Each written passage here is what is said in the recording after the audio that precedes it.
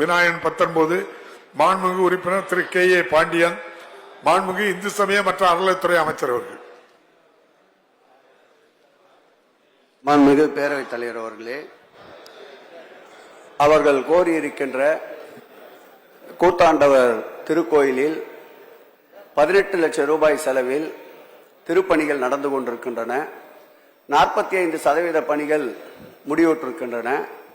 வரும் மே அல்லது ஜூன் மாதத்திற்குள் மீதம் இருக்கின்ற பணிகளும் முடிவுற்று குடமுழுக்கு நடத்தப்படும் என்பதை தெரிவித்துக் கொண்டு, மன்னர்கள் ஆட்சி காலத்தில் நடந்த குடமுழுக்கு இணையாக திராவிட மாடல் ஆட்சியில் இதுவரையில் இந்த ஆட்சி பொறுப்பேற்ற பிறகு 1378 திருக்கோயில்களில் குடமுழுக்கு நடந்திருக்கிறது என்பதை மாண்புமிகு பேரவைத் தலைவர் வாயிலாக உறுப்பினருக்கு தெரிவித்துக் கொள்கிறேன். மாண்புமிகு உறுப்பினர் K.A. பாண்டியன்.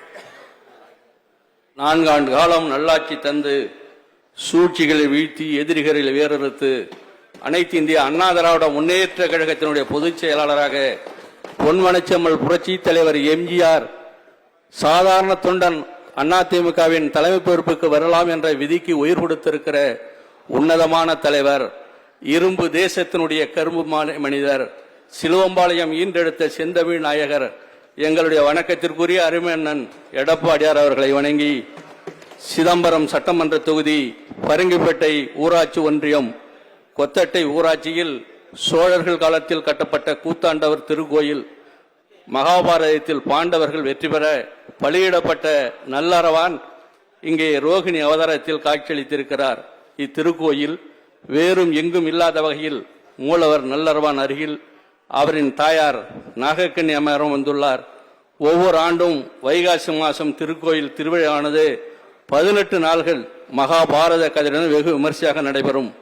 நாட்டின் பல்வேறு பகுதியில் இருந்தும் 3ஆம் பாலினத்தவர்கள் ஒன்று கூடி திருவிழாவினை சிறப்பிப்பார்கள். இந்த திருக்கோவிலில் 2010ஆம் ஆண்டு குடமுழுக்கு நடைபெற்று கும்பாபிஷேகம் நடைபெற்று வருகிறது. 14 ஆண்டுகள் கடந்த நிலையில் தற்பொழுது திருப்பணிகள் நன்கொடையாளர்கள் மூலமும் நடைபெற்று வருகிறது. தற்போது வரை அதில் மூலவர் சன்னதி புறமைப்பட்டு பணிகள் முடியும் தருவாயில் உள்ளது.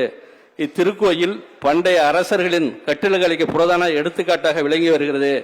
எனவே பழமை மாறாமல் புறநமைப்பு பணிகளை சிறப்பு நிதியை அண்ணன் சொன்னது மாண்புமிகு அமைச்சர் சொன்ன நிதியையும் தந்து உடனடியாக விரைவில் கும்பாபிஷேகம் நடத்த வேண்டுமாய் மாண்புமிகு அண்ணன் அமைச்சர்களை தங்கள் வாயில கேட்டு அமர்கிறேன். மாண்புமிகு அமைச்சர் அவர்கள் கோரிக்கை வைப்பதற்கு முன்பாகவே அந்த திருக்கோயிலுடைய திருப்பணிகள் மேற்கொள்ளப்பட்டு 18,20,000 ரூபாய் செலவில் 45% பணிகள் முடிவுற்றிருக்கிறது என்பதை பதிலுரையிலே தெரிவித்திருந்தேன். மே அல்லது ஜூன் மாதத்திற்குள் இந்த பணிகள் நிறைவு பெற்று குடமுழுக்கு நடைபெறும் என்பதை மீண்டும் பேரவைத் தலைவர் வாயிலாக உறுப்பினருக்கு தெரிவித்துக் கொள்கிறேன். மாண்புமிகு உறுப்பினர்.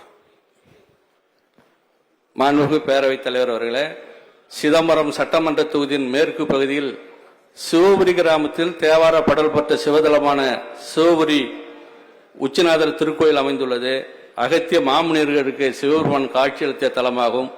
இத்திருக்கோயில் திருஞான சம்பந்தனுடைய அவருடைய 63 அடியார்களும் திருக்கோயிலுக்கு வந்தபோது உச்சி காலமானது. பசியோடு வந்த அடியார்களுக்கு இறைவன் கோயில் பணியாளர்கள் வடிவில் வந்து உணவளித்ததால் உச்சிநாதர் என்று பெயர் பெற்ற பொழுது இந்த திருக்கோயில் கடந்த 2008ஆம் ஆண்டு குடமுழுக்கு நடைபெற்றது. ஏறக்குறைய 16 ஆண்டுகளை கடந்து முடிந்ததால் அங்கு குடமுழுக்கு செய்து தர வேண்டும் என்று கேட்டு, அதேபோல சிதம்பரம் சட்டமன்ற தொகுதி அண்ணாமலை நகர் திருவேக்கலம் பகுதியில் திருஞான சம்பந்தர் ஆகியோரால் தேவார பாடல் பெற்ற திருக்கோயில் பசுபதீஸ்வரர் கோயில் கொஞ்சம் கவனிங்க. அவங்க 18 லட்சம் ஒதுக்கி வேலை 40% முடிஞ்சாச்சு. இது முதல் கோயில், முன்னாடி உள்ள கோயில் நீங்க சொல்றது அது கூத்தாண்டவர் கோயில், இது வேற கோயில். திருஞான திரு பகதீஸ்வரர் தாயார் நல்ல நாயகி குலத்தில் சுயம்புமூர்த்தி அருள்பாலித்து வருவது சிறப்பு அம்சமாகும். சம்பந்த பெருமான் திருக்கோயிலிருந்து சிதம்பரம் நடராஜ பெருமனை தரிசித்தார் என்ற வரலாற்று பிரிவு கொண்ட இந்த திருக்கோயில் 2006ஆம் ஆண்டு குடமுழுக்கு நடைபெற்று ஏறக்குறைய 12 ஆண்டுகளை முடிந்துள்ளது.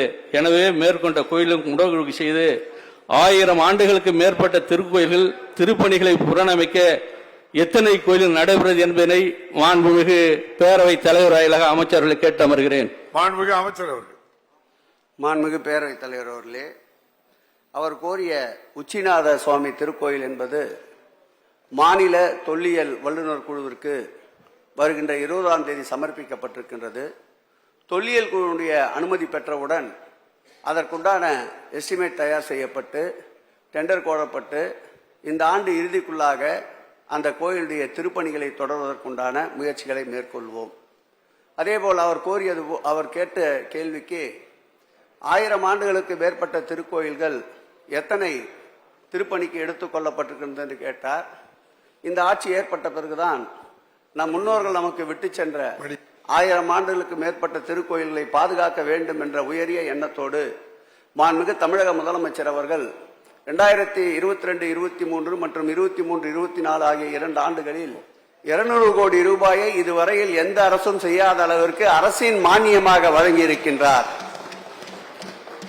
அந்த 200 கோடியோடு சேர்த்து 106 கோடி ரூபாய் திருக்கோயிலின் சார்பிலும் உபயதாரர் நிதியின் சார்பிலும் மொத்தம் 306 கோடி ரூபாய் செலவில் 197 கோயில்கள் 1000 ஆண்டுகளுக்கு மேற்பட்ட திருக்கோயில்கள் திருப்பணிக்கு எடுத்துக் கொள்ளப்பட்டு 26 கோயில்கள் குடமுழுக்கு நடந்திருக்கிறது என்ற மகிழ்ச்சியான தகவலையும் மாண்புமிகு பேரவைத் தலைவராக உறுப்பினருக்கு தெரிவித்துக் கொண்டு அவர் கோரிய சிதம்பரம் கோயிலும் உடனடியாக திருப்பணிக்கு மேற்கொள்ளப்பட்டு இந்த ஆண்டு இறுதிக்குள் அந்த பணியும் தொடங்குவதற்குண்டான நடவடிக்கையை மேற்கொள்வோம் என்பதை பேரவைத் தலைவர் வாயிலாக உறுப்பினருக்கு தெரிவித்துக் கொள்கிறேன். செய்திகளை உடனுக்குடனும் துல்லியமாகவும் தெரிந்து கொள்ள சப்ஸ்கிரைப் பண்ணுங்க.